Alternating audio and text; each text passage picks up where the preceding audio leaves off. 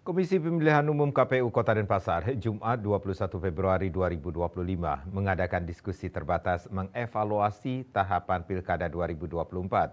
Diskusi diikuti unsur pers, Bawaslu, pengawas independen, KPPS, dan panitia ad hoc.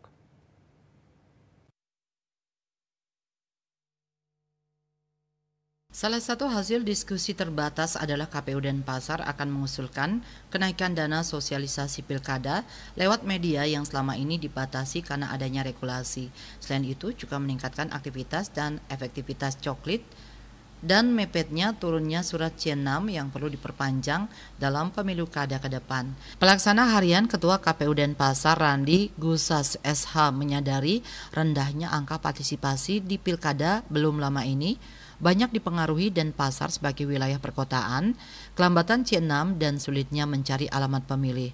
Namun angka partisipasi warga kota Denpasar termasuk yang terbaik di tingkat nasional di antara kota besar lainnya. Dia juga menambahkan usai pelantikan kepala daerah, tugas KPU bukan selesai. KPU tetap menjalankan tugasnya melakukan edukasi politik kepada anak muda Bali dan melakukan pemutakhiran data pemilih yang sudah masuk 17 tahun.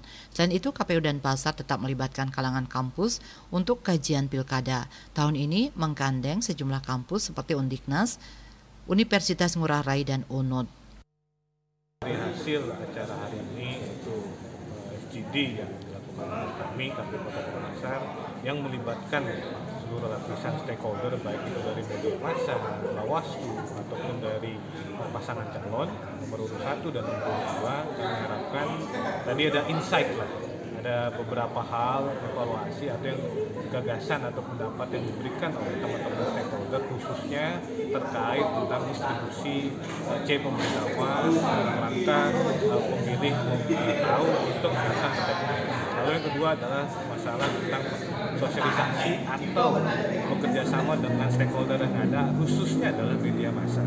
Nah, ini menjadi catatan kami ke depan untuk melakukan atau menyelenggarakan baik itu pemilu ataupun pemilihan penyelenggaraan pilkada serentak ke depannya.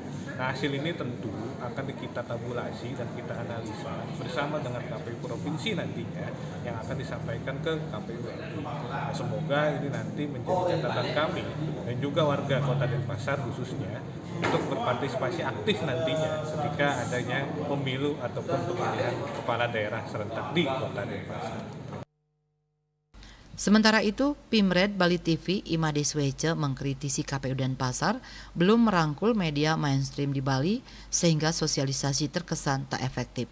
KPU juga gagal menyasar sosialisasi untuk kalangan lansia dan generasi X dan Y. Bahkan nyaris minim pelayanan untuk kalangan lansia. Kedua, rendahnya peran Kadus dan Kaling dalam pendaftaran, dan hal ini juga perlu disiapkan anggaran agar petugas siap ke rumah-rumah layani para lansia dan generasi X dan Y. Swece melaporkan.